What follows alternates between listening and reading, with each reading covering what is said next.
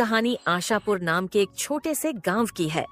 आशापुर गांव के लोग साधारण जीवन जीते थे। इस गांव में ज्यादातर किसान थे जो अपनी आजीविका के लिए बारिश पर निर्भर रहते थे। इसी गांव में रामू नाम का एक किसान रहता था। रामू मेहनती और ईमानदार था, लेकिन वह हमेशा अपनी किस्मत को कोसता रहता था। और आखिर कोसे भी क्यों ना, रामू बहुत मेहनत करता था, परंतु उसकी फसल कभी समय पर नहीं पकती, और जब पकती तो बारिश या सूखा सब बर्बाद कर देता। यह कहानी उसकी बदकिस्मती और एक अद्भुत मोड़ की है। एक दिन इसी तरह काम करने रामू सुबह सुबह अपने खेत पर पहुंच जाता है। रामू के पास एक छोटी सी जमीन थी जो अगल बगल से दूसरों की जमीन से जुड़ी हुई थी। रामू जब अपने खेत पर पहुंचा तो वो देखता है उसके अलावा अगल बगल के खेतों पर काम करने कोई भी नहीं आया है। ये क्या, अब तक कोई नहीं आया? लगता है किसी को कुछ पड़ी ही नहीं है। चलो, अब इनके लिए तो मैं कुछ नहीं कर सकता, पर कम से कम अपने खेत का काम तो कर सकता हूँ। फिर रामू अपनी कुदाल लेकर अपने खेत पर काम करने लगता है। काम करते करते सुबह की दोपहर हो जाती है, पर रामू अपने काम करने में इतना व्यस्त था कि उसे तो समय का पता ही नहीं लगता है। तभी थोड़ी देर में उसकी पत्नी गौरी उसके लिए खाना लेकर आती है। सुनते हो, आओ आकर खाना खा लो। गौरी की आवाज सुनकर रामू को समझ आता है कि दोपहर हो गई है। अरे ये क्या, दोपहर हो गई? समय का तो पता ही नहीं चला। चलो, अब गौरी खाना लेकर आ गई है तो खाना खाकर थोड़ी देर आराम करके फिर काम करता हूँ। रामू गौरी के साथ खेतों के पास वाले पेड़ के नीचे बैठकर खाना खाने लगता है। क्या हुआ जी? लगता है आज कुछ ज्यादा ही थक गए हो। हाँ, आज सुबह से लगातार खेतों पर काम कर रहा था। सुबह की दोपहर हो गई, पता भी नहीं चला। तो आपने थोड़ी देर आराम क्यों नहीं किया?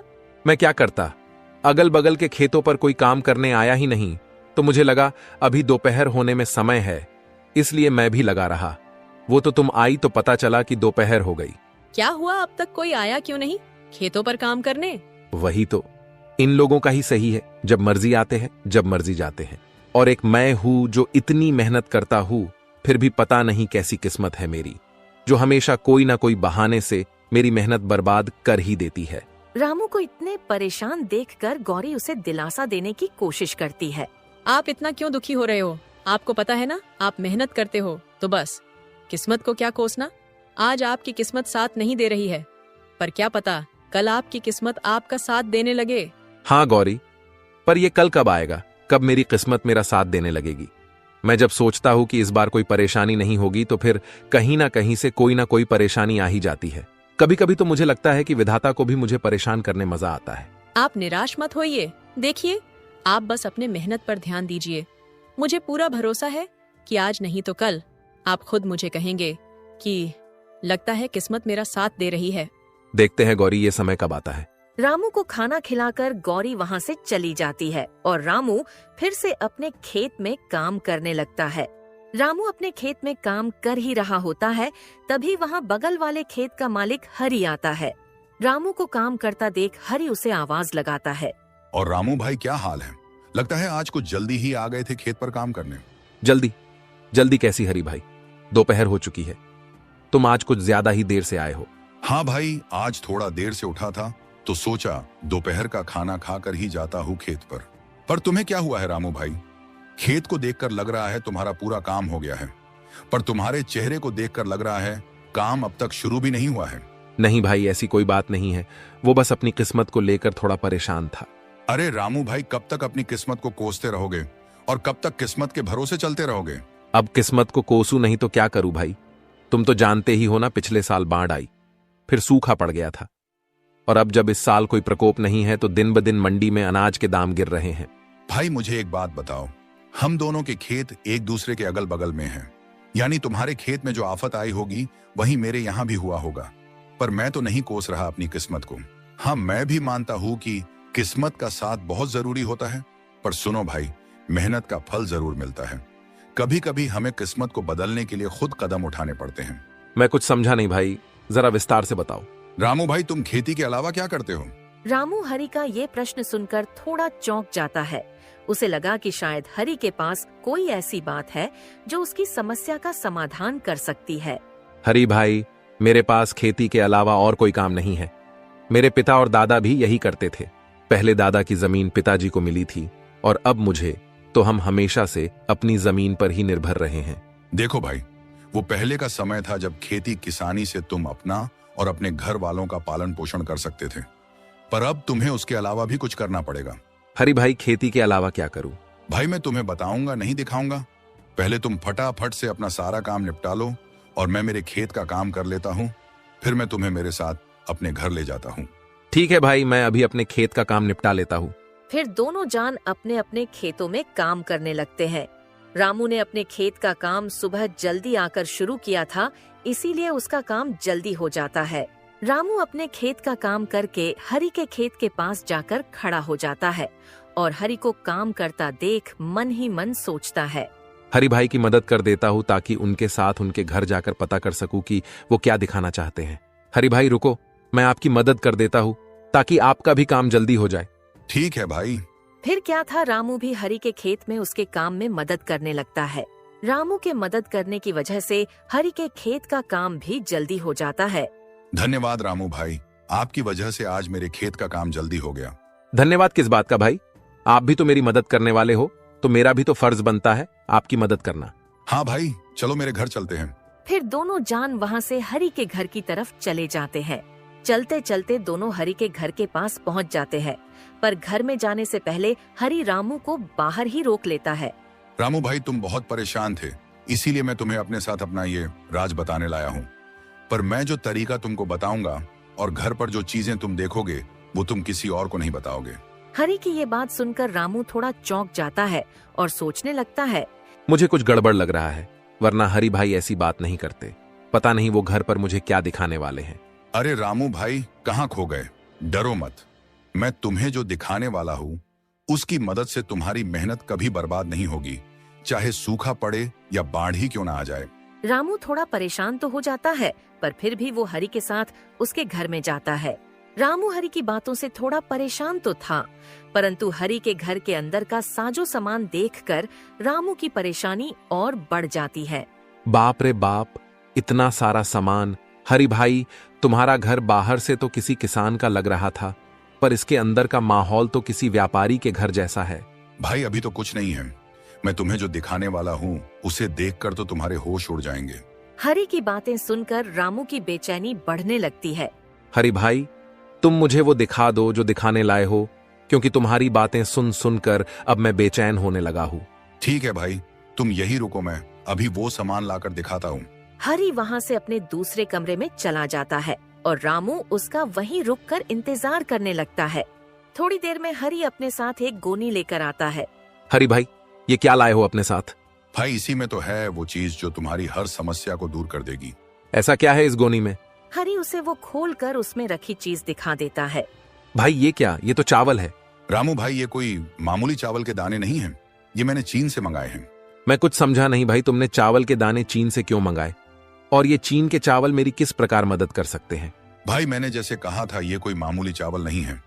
ये जो तुम मेरे घर पर साजो सामान देख रहे हो, सब इसके बदौलत ही आया है। मैं कुछ नहीं समझा भाई, ये कोई जादुई चावल है क्या? हाँ भाई, कुछ वैसा ही सोचो जैसे कि हर बार हमारी फसल किसी न किसी कारण से बर्बाद हो जाती है, तो मैं क्या करता हूँ, बची कुची फसल में इसे मिलाकर बेच देता हूँ। इससे मेरा बहुत मुनाफा होता है। रामू को इन चावल के दानों में कुछ गड़बड़ लग रहा था। हरी भाई, ये चावल के दाने हमारे चावल के दानों से अलग है थोड़े। हाँ भाई, क्योंकि ये चावल उगाए नहीं बनाए जाते हैं। यानी ये चावल नकली है? हाँ, कुछ ऐसा ही समझो।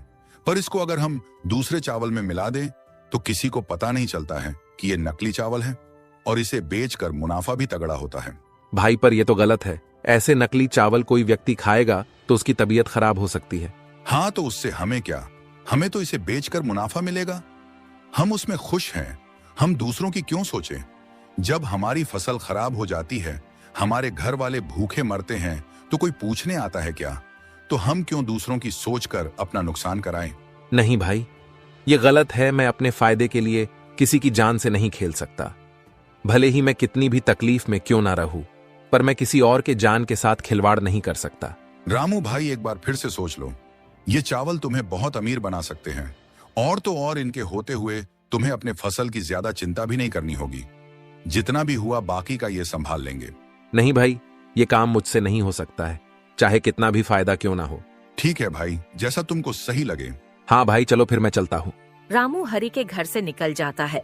रामू फिर से परेशान होकर अपने घर की तरफ चल पड़ता है। चलते चलते रामू परेशान हालत में एक पेड़ के नीचे आकर बैठ जाता है। अब क्या करूं मैं? अपने नसीब को कोसूं या नहीं? कुछ देर पहले तक लग रहा था कि मुझे कोई नई राह मिल जाएगी जो मेरी किस्मत को बदल देगी, पर आखिर हुआ वही, फिर मेरी किस्मत दगा दे गई। अब मैं क्या करूं? आखिर कब तक इस किस्मत को कोस के काम होगा मेरा? रामू परेशान होकर पेड़ के नीचे अपने आप से बात कर रहा होता है। तभी वहाँ पास से एक साधु बाबा गुजर रहे होते हैं और रामू को इतने परेशान देखकर बाबा उसके पास चले जाते हैं। क्या हुआ बेटा, इतने परेशान क्यों हो? कोई तकलीफ है क्या? रामू बाबा को देखकर चौंक जाता है। नहीं बाबा, कोई परेशानी नहीं है। देखो बेटा, मुझसे छुपाकर क्या करोगे? तुम्हारी शक्ल बता रही है कि तुम बहुत परेशान हो। कोई तकलीफ है तो मुझे बताओ, शायद मैं तुम्हारी कोई मदद कर सकूं। बाबा की ये बात सुनकर रामू सोचने लगता है। इतना तो परेशान हूं और अब कोई रास्ता तो नजर नहीं आ रहा है। एक बार बाबा से बात करके देखता हूं, शायद वो कोई उपाय बता दे। क्या सोच रहे हो बेटा? बोलो, क्या परेशानी है? एक परेशानी तो है बाबा, मैं मेरी किस्मत से परेशान हूं। मुझे ऐसा लगता है वो मेरा साथ कभी नहीं देती है। क्यों बेटा, तुम्हें ऐसा क्यों लगता है? बाबा, मैं एक मामूली किसान हूं जिसका सारा संसार खेती बाड़ी पर निर्भर है और मैं पूरी ईमानदारी से अपने खेत पर काम करता हूं, पर मेरी किस्मत कभी साथ नहीं देती है। कभी बारिश मेरी फसल खराब कर देती है, कभी सूखा पड़ जाता है और किसी साल फसल बच गई तो उस साल मंडी में फसल की दाम कम हो जाती है। बेटा, तो तुम किसानी के अलावा कुछ करने की क्यों नहीं सोचते हो? बाबा, मेरे पुश्ते किसानी ही करते आ रही है और फिर मैं किसानी कैसे छोड़ दूं? और किसानी छोड़ना तो कोई तरीका नहीं है ना बाबा। इसी तरह अगर हर किसान परेशान होकर किसानी छोड़ दे तो लोग तो भूखे मर जाएंगे। हाँ बेटा, यही तो सोचकर तुम्हें और मेहनत करनी होगी। बाबा, मैं मेहनत करने से पीछे नहीं हटता, पर आखिर मेरा भी घर परिवार है। मुझे मेरे अलावा उनका भी देख सोचकर चलना पड़ता है। बेटा, तो जिस तरह तुम परेशान हो उसी तरह तुम्हारे साथ वाले किसान भी तो परेशान होंगे ना। तो तुम सारे मिलकर कोई उपाय ढूंढो। शायद सारे लोग मिलकर कुछ सोचे तो तुम सभी की समस्या दूर हो जाए। बाबा, मेरे अगल बगल वाले में से तो कुछ ने दूसरा रास्ता चुन भी लिया है, खेती से पैसे बनाने का। बेटा, तो तुम उनसे पूछो और उनका तरीका अपना कर देखो, शायद तुम्हारा भी काम बन जाए। नहीं बाबा, मैं वो रास्ता नहीं चुन सकता, मुझे वो सही नहीं लगा। क्यों बेटा, ऐसा क्या कर रहे हैं वो जो तुम्हें सही नहीं लग रहा है? बाबा की ये बात सुन रामू सोचता है। अब क्या करूं? बाबा को हरि भाई वाली बात बता दूं? किस तरह वो लोगों की जान के साथ खिलवाड़ कर रहे हैं? बता देता हूं, पर हरि भाई का नाम नहीं लूंगा, क्योंकि आखिर वो मेरी मदद करने की कोशिश ही कर रहे थे। हाँ बाबा, मेरे जान पहचान में एक किसान भाई बहुत गलत काम कर रहे हैं। क्या गलत कर रहे हैं, जरा मुझे भी बताना तो। बाबा, आज मैं सुबह उनसे मिला था और आपकी तरह मुझे परेशान देखकर उन्होंने भी मेरी मदद करने की सोची। उनकी भी खेती का काम है जो हर साल मेरे तरह कुछ ना कुछ कारणों से खराब हो जाती थी, तो उन्होंने एक नया उपाय सोच लिया है बचे कुचे अनाज के साथ पैसे कमाने का। ऐसा क्या करते हैं बेटा वो बचे हुए अनाज से? बाबा, उन्होंने चीन से चावल मंगा लिया है और वो उन्हें अपने बचे हुए चावल के दानों में मिला देते हैं, जिसे बेचकर वो बहुत पैसे कमा रहे हैं। हाँ, तो बेटा इसमें क्या गलत है? तुम भी चीन से मंगा लो और उनके ही तरह बेचो। नहीं बाबा, आप शायद समझे नहीं। वो चावल जो चीन से मंगाते हैं वो मामूली चावल नहीं है, क्योंकि उन्हें उगाया नहीं बनाया जाता है। रामू की ये बात सुनकर बाबा चौंक जाते हैं। क्या कहा बेटा? चावल जिन्हें उगाया नहीं बनाया गया है, यानी वो नकली चावल है? हाँ बाबा, वो चावल नकली होते हैं और उन्हें अगर अपने चावल के दानों में मिला दो तो पता ही नहीं चलता कि नकली कौन सा है और असली कौन सा। बेटा, पर ये नकली चावल तो लोगों की जान ले सकते हैं ना। हाँ बाबा, इसीलिए तो मैंने वो रास्ता नहीं चुना, क्योंकि मैं अपने फायदे के लिए किसी की जान नहीं ले सकता, भले ही इसके लिए मुझे और कितना भी परेशान क्यों ना होना पड़े। वाह बेटा, क्या खूब बात कही तुमने। तुमने अच्छा किया वो रास्ता नहीं चुनकर, क्योंकि अभी तो तुम्हें शायद फायदा हो भी जाता, पर बाद में तुम्हें तुम्हारी गलतियों पर पछताना पड़ता। हाँ बाबा, मेरा भी परिवार है। अगर मैं ये गलत काम करूंगा तो कल मेरे परिवार के साथ भी कुछ गलत हो सकता है। हाँ बेटा, हमारी गलतियों की सजा कभी कभी हमारे परिजनों को भी भुगतनी पड़ती है। बाबा, अब आप ही बताइए, आखिर मैं क्या करूं? मेरी किस्मत के तारे में कैसे सुधारूं? आखिर मेरा भी परिवार है, मुझे उनका भी तो सोचना पड़ेगा। बाबा बेटा, तुम मेरा एक काम करो, तो मैं तुम्हें इस समस्या से बाहर निकलने में मदद करूंगा। बोलिए बाबा, मैं क्या करूं? मैं आपके सारे काम करने तैयार हूं, बस आप मुझे इस समस्या से बाहर निकालिए। बेटा, तुम्हें कुछ ज्यादा नहीं करना है। तुमने कहा ना तुम्हारा भी परिवार है, तो तुम्हें बस उनसे जाके ये चीन के चावल वाली बात बतानी है, क्योंकि तुमने अपना सोचकर मना कर दिया। पर क्या तुमने अपने परिवार वालों से पूछा इस बारे में? नहीं बाबा, नहीं पूछा किसी से भी। तो एक बार उनसे पूछकर देखो उनका इस बारे में क्या कहना है। फिर कल सुबह तुम मुझे यही मिलना, मैं तुम्हारा इंतजार करूंगा। ठीक है बाबा, मैं मेरी पत्नी से इस बारे में बात करके आपको कल सुबह यही मिलता हूँ। फिर क्या था, रामू वहाँ से अपने घर के लिए निकल जाता है। रामू घर पहुँचते ही सबसे पहले अपनी पत्नी गौरी को आवाज लगाकर बुलाता है। गौरी, मैं खेत से आ गया हूँ, जरा यहाँ आना, तो तुमसे एक जरूरी बात करनी है। रामू की आवाज सुन गौरी वहाँ आती है। हाँ बोलिए, आपने मुझे बुलाया? हाँ, मुझे तुमसे कुछ जरूरी बात करनी थी। बोलिए, क्या बात करनी है? गौरी, तुम तो जानती हो हमारी खेती से कुछ समय से हमें कोई मदद नहीं मिल रही है। हाँ, आज दोपहर को तो आप बता रहे थे, वही ना? हाँ गौरी, वही। पर आज तुम्हारे जाने के बाद मेरे साथ एक घटना हुई जिसके बारे में मुझे तुम्हें बताना है। आज जब तुम चली गई, तुम्हारे जाने के बाद वहां मेरे एक किसान भाई आए और मुझे परेशान देख उन्होंने मुझे मेरे परेशान होने का कारण पूछा। तो मैंने सारी बात बता दी। पर गौर करने की बात यह है कि जो हाल मेरा था, कुछ वैसा ही हाल उनका भी था, पर उन्होंने इस परेशानी से निकलने का एक रास्ता ढूंढ लिया है। क्या बात है? कौन है वो? और आप उनसे वो तरीका क्यों नहीं पूछते? इससे आपकी भी समस्या दूर हो जाएगी। कौन है वो मत पूछो, मेरे एक शुभ चिंतक ही समझ लो। पर पहले तुम मेरी पूरी बात सुन लो। मैंने जब उनको अपनी समस्या बताई तो उन्होंने उससे निकलने का रास्ता तो बताया, पर वो रास्ता थोड़ा अटपटा है। अटपटा? ऐसा कैसा तरीका है, मुझे बताइए जरा, मैं भी तो सुनो। जैसे मेरी फसल कभी बारिश की वजह से खराब हो जाती थी तो कभी सूख जाती थी, वैसे ही उनकी भी हालत थी। पर अब वो चीन से चावल मंगाते हैं। क्या कहा? चीन से चावल? हाँ गौरी, वो चीन से चावल मंगाते हैं और फिर उनको अपने पास बचे हुए चावल के दानों में मिला देते हैं और बाजार में बेचते हैं। इससे उन्हें बहुत फायदा होता है और किसी को नहीं समझता कि असली कौन सा है और नकली कौन सा। रामू की ये बात सुनकर गौरी थोड़ा आश्चर्य में पड़ जाती है। मैं कुछ समझी नहीं, असली चावल नकली चावल? हाँ गौरी, चीन से लाए हुए चावल नकली चावल होते हैं। उन्हें उगाया नहीं बनाया जाता है और वो काफी सस्ते मिलते हैं। उन्हें सस्ते में लाओ और अच्छा मुनाफा कमाओ। पर नकली चावल तो खाने में जानलेवा साबित हो सकते हैं, तो ये तो बहुत गलत बात है, अपने मुनाफे के लिए किसी की जान लेना। हाँ, मुझे भी ये गलत लगा तो सोचा एक बार तुम्हारी भी राय लेकर देख लेता हूँ, क्योंकि मेरी इस परेशानी से तुम भी तो परेशान हो और सिर्फ मेरे मना करने से अच्छा है एक बार तुम्हारी भी राय लेना मुझे सही लगा। नहीं जी, हम एक बार के लिए भूखे सो जाएंगे, पर किसी के साथ ऐसा धोखा करके पैसे कमाना बहुत गलत होगा। आज हम चैन से सो जाएंगे, पर कल उन गलतियों का भुगतान हमें किसी न किसी तरह चुकाना ही पड़ेगा। गौरी की ऐसी बातें सुनकर रामू बहुत भावुक हो जाता है। वाह गौरी, मुझे आज तुम पर बहुत नाज हो रहा है, क्योंकि तुम भी बिल्कुल मेरी तरह सोच रही हो। चलिए ये सब बातें छोड़िए, इन गलत बातों को अपने ऊपर हावी मत होने देना। आप और मेहनत कीजिए, देखना बहुत जल्द आपको कामयाबी मिलेगी। फिर क्या था, गौरी की ऐसी बातों ने रामू का हौसला और बढ़ा दिया था। फिर अगली सुबह रामू बाबा से मिलने अपने घर से निकलता है। रामू जब वहाँ पहुँचता है तो बाबा वहाँ नहीं होते हैं और बाबा को वहाँ नहीं पाकर वो थोड़ा मायूस हो जाता है। ये क्या, बाबा तो यहाँ नहीं है? अब क्या, कहाँ से मिलेगा मुझे मेरी परेशानी का हल? रामू अभी अपने आप से बातें कर ही रहा होता है, तभी बाबा अचानक से प्रकट हो जाते हैं। आ गए बेटा तुम। बाबा को अचानक से प्रकट होता देखकर रामू थोड़ा डर जाता है और अपने मन में सोचने लगता है, बाप रे बाप, ये तो कोई मायावी बाबा लग रहे हैं। अभी के लिए मेरा यहाँ से निकलना ही सही रहेगा। अरे बच्चा, डरो मत, ये तो मेरी एक छोटी सी शक्ति है, मैं कोई मायावी नहीं हूँ। नहीं बाबा, मैं डरा नहीं था, बस थोड़ा चौंक गया था। बोलो बेटा, क्या तुमने वो काम किया जो मैंने तुमसे कहा था? हाँ बाबा, मैंने मेरे पत्नी से उन चीन के चावल के बारे में बात की और उसे ये भी बताया कि इनसे हमें बहुत फायदा होगा, पर उसकी सोच पूरी मेरी तरह है। उसने भी ये गलत काम करने से मना कर दिया। उसने तो ये तक कहा कि हम एक समय पर भूखे रह सकते हैं, पर किसी के साथ इस तरह धोखा करके पैसे नहीं कमा सकते। रामू की ये सारी बातें सुनकर बाबा बहुत प्रसन्न होते हैं। ये तो बहुत अच्छी बात है बेटा कि तुम्हारी घर वाली की सोच बिल्कुल तुम्हारी तरह है। बाबा, अब आप मुझे कोई तरीका बताइए जिससे मेरी समस्याएं दूर हो सके।